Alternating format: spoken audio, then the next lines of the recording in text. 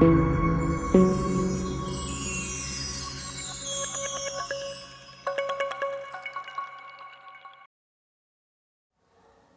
paz do Senhor, jovens, eu sou o diácono Cláudio Lima, da Igreja Evangélica Assembleia de Deus, Ministério de São Bernardo do Campo, na cidade de Mococa, São Paulo.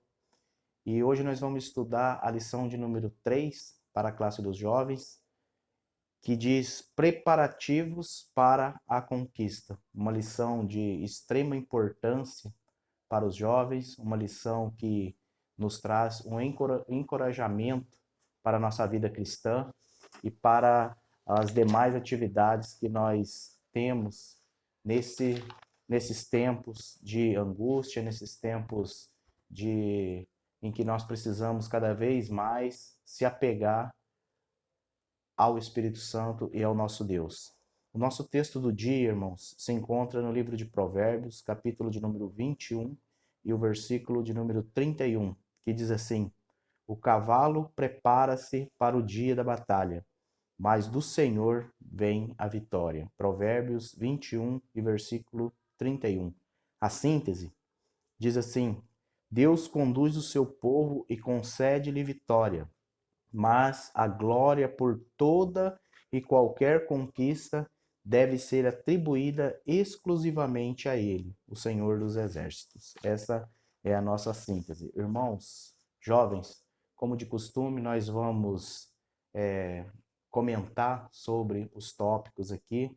Eu não vou ler todos os tópicos por causa do nosso tempo, por o tempo ser escasso, mas você na sua casa que tem a sua revista, você que interessar por esta lição, você que tem mais vontade de aprender sobre a palavra de Deus, leia aí cada tópico, são 3 tópicos. O primeiro é Josué prepara o povo para a travessia do Jordão.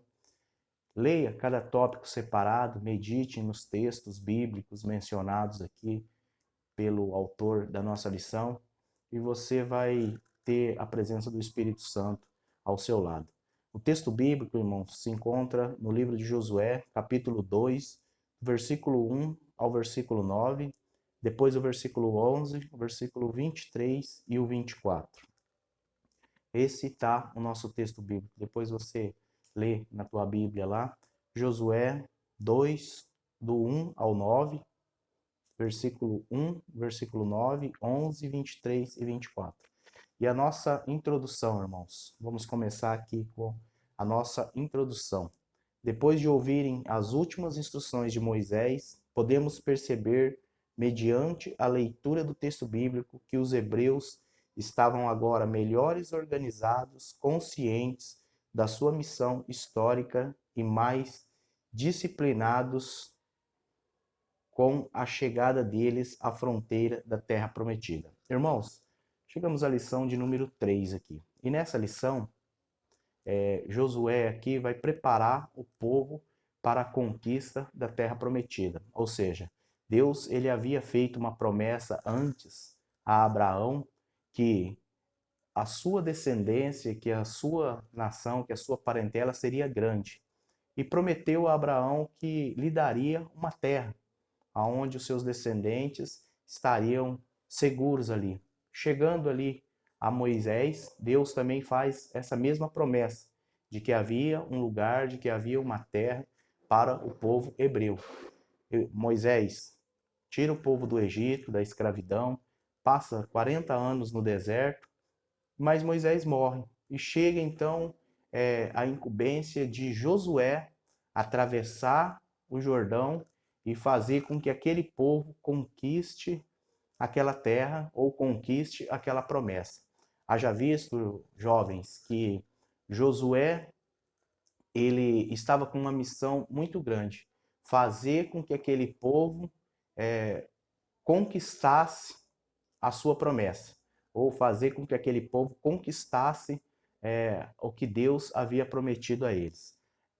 Para isso acontecer, não era uma tarefa fácil, pois eles tinham que ter organização, eles tinham que ter obediência, eles tinham que saber aquilo que eles estavam fazendo, tinham que ter uma estratégia para aquilo que eles estavam fazendo. E nesse ponto de vista aí, eles não podiam ser desorganizados, irmãos, porque a partir do momento que você vai fazer uma coisa com desorganização, isso tende a fracassar. A partir do momento que você faz alguma coisa sem vontade, alguma coisa sem ânimo ou sem fé para aquilo, pode ser uma promessa, pode ser alguma coisa que Deus tenha dito a você que vai te dar, mas sem um comprometimento da nossa parte, nós não vamos chegar a conquistar as promessas que Deus fez na nossa vida. E eu destaquei aqui, jovens, 3 pontos que você precisa para que você alcance a tua vitória, até mesmo uma bênção dada por Deus, até mesmo uma bênção prometida por Deus. Nós temos que ter esses pontos para conquistar a vitória. A primeira coisa, jovens, você tem que ter coragem. E quando eu falo de coragem, eu não falo coragem para você não ter medo de nada, não, mas eu falo uma coragem de ânimo, para que você se anime em fazer aquilo que Deus colocou nas suas mãos. Ou seja, quando Deus te prometeu alguma coisa, ou quando Deus prometeu aquela terra ao povo, eles teriam que ter ânimo, porque se eles ficassem acampados do outro lado do Jordão, se eles ficassem ali retidos do outro lado, pensando de como as dificuldades que eles teriam de quando atravessasse o Jordão, eles não conquistariam a terra prometida. Ou seja, se eles ficassem pensando que o Jordão é um rio que é muito forte, na época das cheias, algumas pessoas poderiam morrer naquela travessia. Se eles ficassem pensando que lá do outro lado do Jordão haviam guerreiros mais preparados do que ele, não tivesse ânimo para ir lá observar e enfrentar os problemas, eles não teriam conquistado a terra prometida. Eles tinham que ter fé em Deus, porque sabendo que toda promessa, aquilo que Deus prometeu a você, jovem, ele é fiel para cumprir na sua vida. Ou seja, se Deus te prometeu algo que para todo mundo, para às vezes até mesmo para dentro da sua casa, pareça impossível, se Deus prometeu a você, tenha fé, tenha coragem, vá em frente, porque ele é suficientemente poderoso para cumprir aquilo que ele prometeu na tua vida. E outra coisa, você tem que ter obediência. Haja visto que nós vemos muitas pessoas com um chamado muito grande, jovens ainda, que têm um chamado para ser um grande cantor, para levar o evangelho através da sua voz, através do seu instrumento, ser um grande músico. Nós vemos jovens que têm, aqui, até mesmo na nossa igreja, tem jovens que têm um talento muito grande para nos dar uma palavra, para trazer uma mensagem para a nossa vida, às vezes para a igreja, ou às vezes lá fora, pregando o evangelho, às vezes numa praça, às vezes num hospital, numa pessoa que está num leito de enfermidade. Vemos jovens capacitados para isso. E às vezes Deus faz uma promessa que vai levar aquele jovem para um patamar muito grande, onde ele vai pregar para muitas pessoas. Isso, jovem, não é impossível. Para o nosso Deus, nada é impossível. Mas uma das coisas para que você conquiste a sua promessa, para que você conquiste a sua bênção, é a obediência. E quando eu falo de obediência, jovem, eu falo de obediência aos seus pais, em primeiro lugar, ao seu pastor e ao seu líder. Às vezes o nosso pastor ele diz para o jovem: não, não faz. Ou às vezes não vá.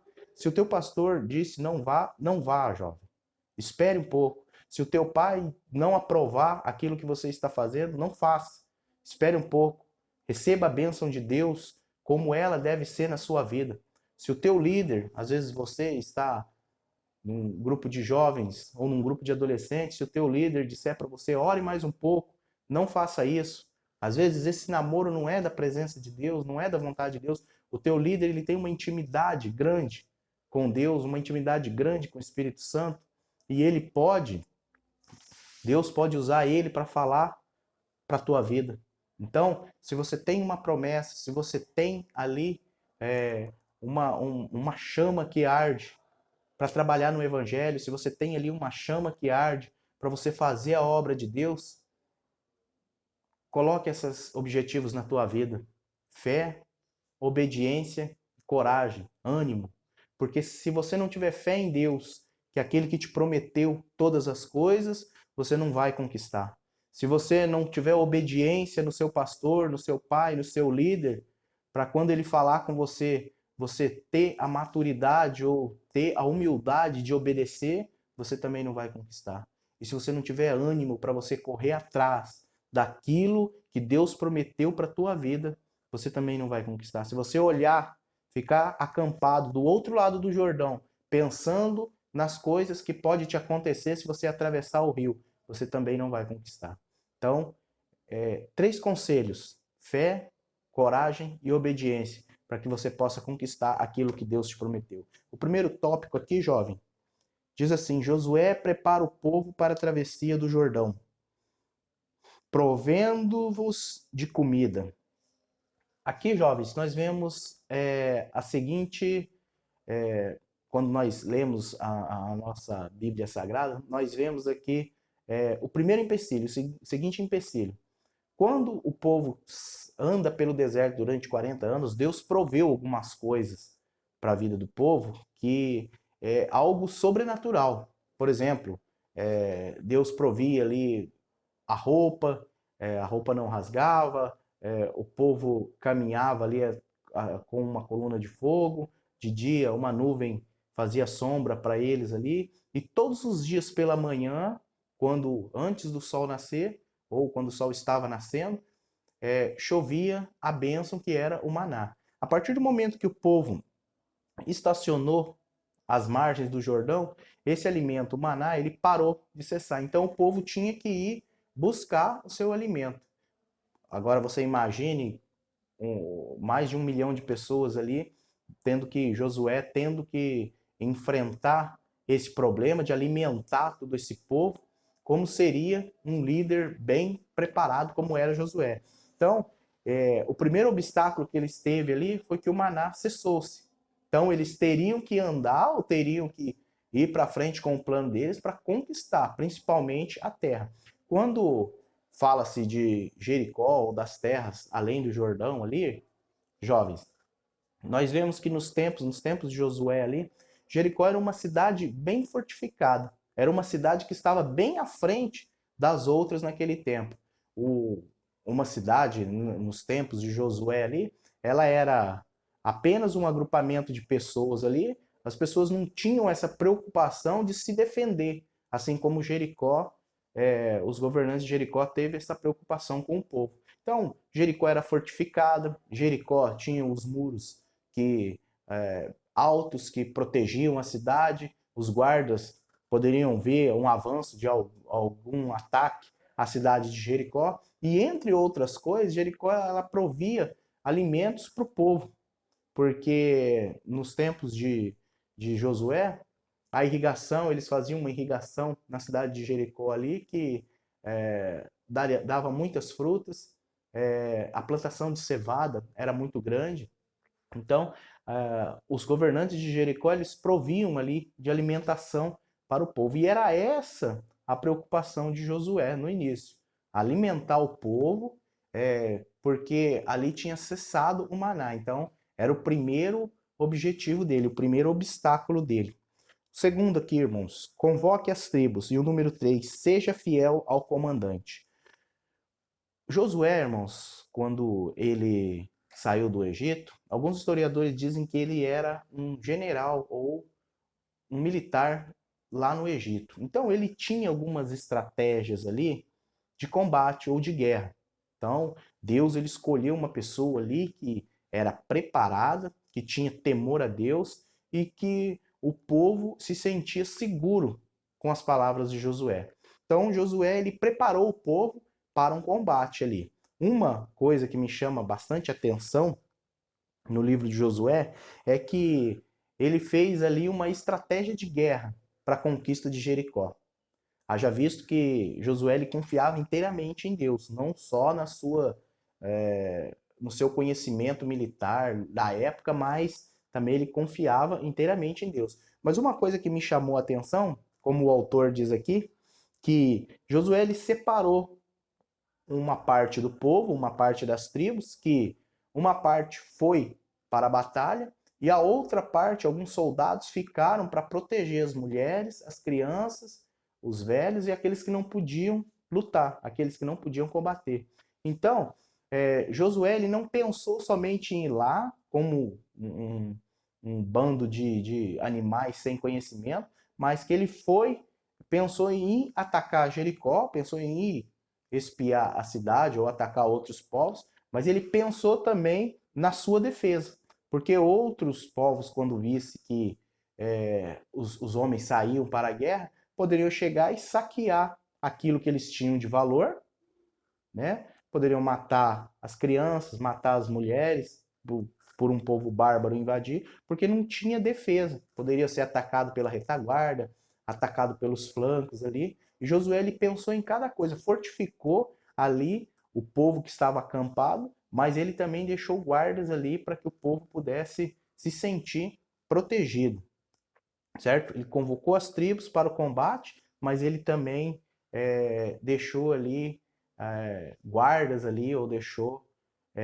os sentinelas ali preparados para que se houvesse um ataque ali aquelas pessoas indefesas.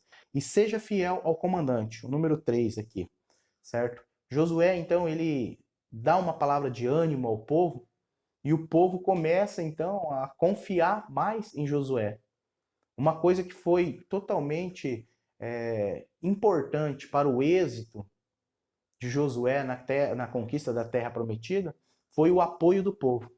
Porque nenhum líder faz nada sozinho.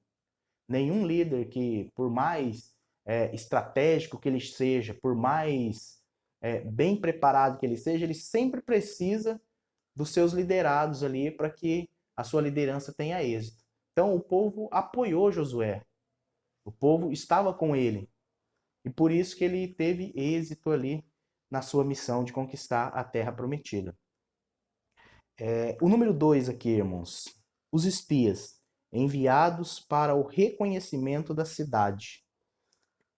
Os espias são descobertos e um testemunho para os espias, certo? Enviados para o reconhecimento da cidade. Como eu falei para os irmãos, que Josué ele tinha uma estratégia militar. Então ele tinha um plano e não saía fora daquele plano. Então qual foi o plano dele de início? Mandar 2 espias para observar como eram as fortificações da cidade pelo lado de dentro do muro, porque eles não conseguiam ver a cidade, pois o muro era muito alto.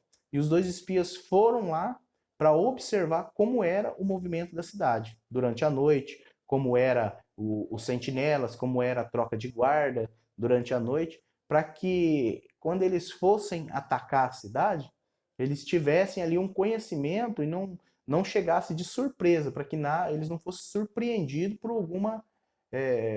algum guarda, por algum sentinela que tivesse ali em outros postos. Então aqueles 2 espias, eles entraram na cidade, vamos falar assim, como um turista, mas eles estavam observando ali como eram as fortificações da cidade. Quando os 2 espias foram descobertos, eles já estavam ali na casa de Raabe, eles já estavam ali preparando o seu plano ou preparando o seu relatório para mandar para o seu comandante, que era Josué, certo? Um testemunho para os espias. Quando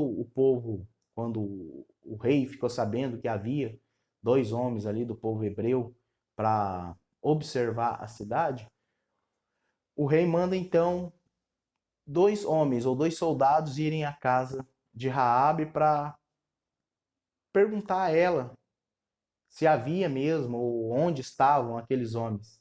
Aquela mulher então ela encobertou os dois hebreus que estavam ali, os 2 espias que estavam ali. Irmãos, a gente observa por esse lado de Raabe aí, e a gente, às vezes, eu até ouvi uma pregação, uma pessoa dizendo que Raabe ela se revoltou contra a sua nação, ou foi ingrata à sua nação, por ela ter escondido ou por ela ter feito esse papel de encobertar os dois espias. Só que, quando nós lemos um testemunho, ou quando nós ouvimos a história de Raabe a profundo, nós vemos que Raabe, um historiador diz que ela já tinha um conhecimento de quem era Deus, ou ela já sabia quem era o Deus verdadeiro. Então ela sabia, irmãos, que a conquista da cidade era inevitável. Ela sabia que a conquista da cidade era questão de tempo.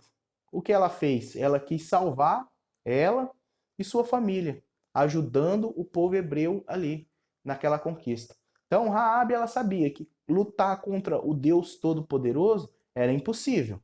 Ainda que Jericó era fortificada, ainda que existia sentinelas à porta da cidade, sentinela em cima dos muros ali, ainda assim, ela sabia que o Deus que ia ajudar o povo hebreu era maior do que aqueles muros, do que a estratégia do rei, do que as fortificações e sentinelas, tudo.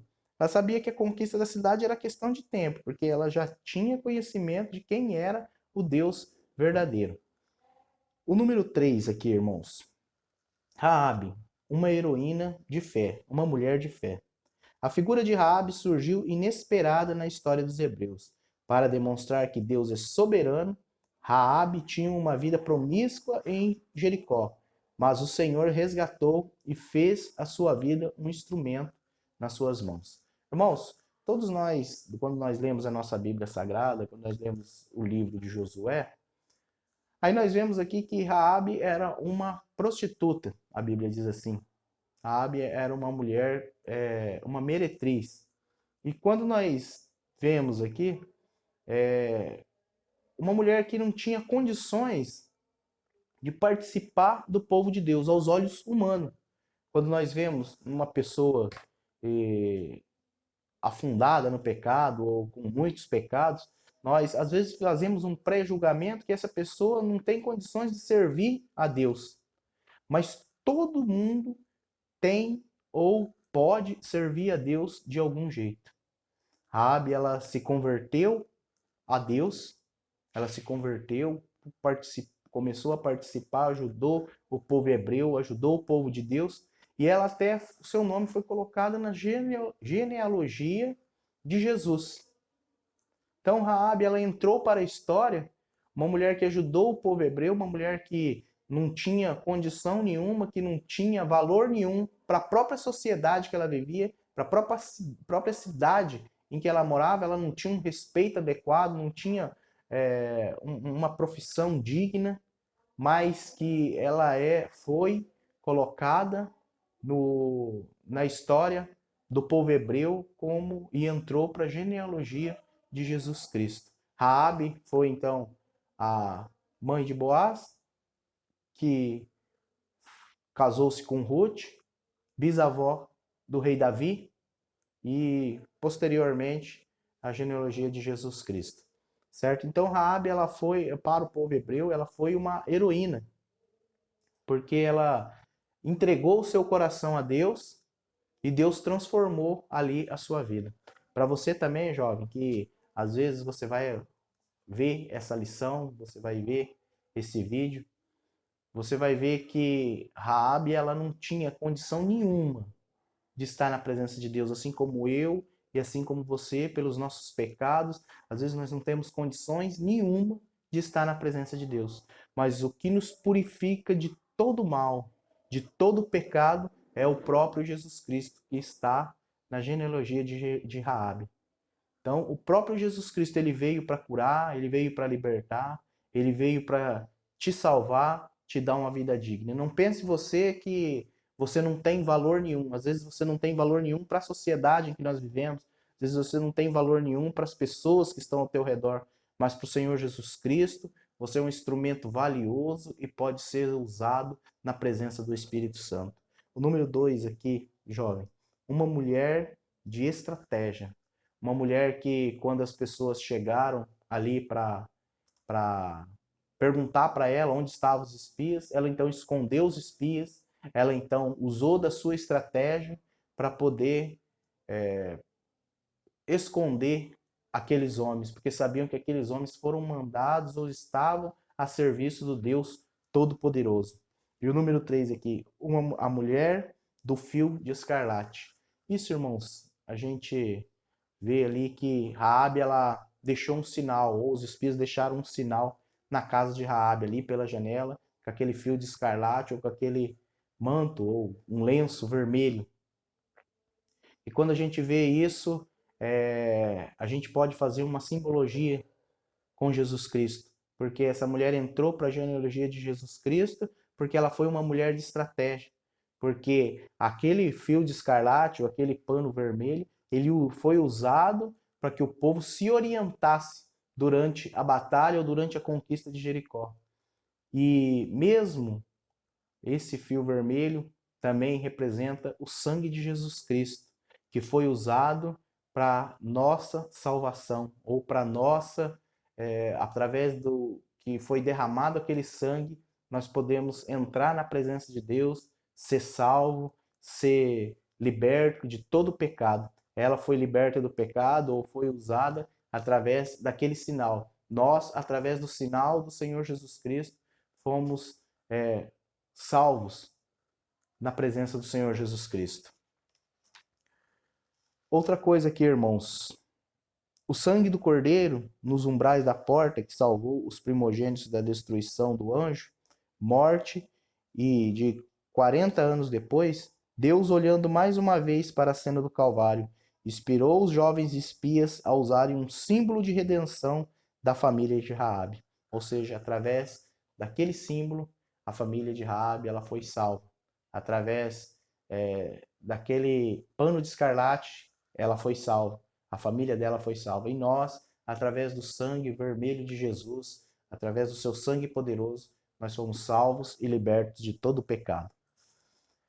Aqui, irmãos, na nossa conclusão aqui, nós temos o seguinte tópico. O livro de Josué conta a história de milhões de hebreus que estavam cheios de fé e unidos ao líder, esperando um milagre para atravessarem o Jordão rumo a Canaã.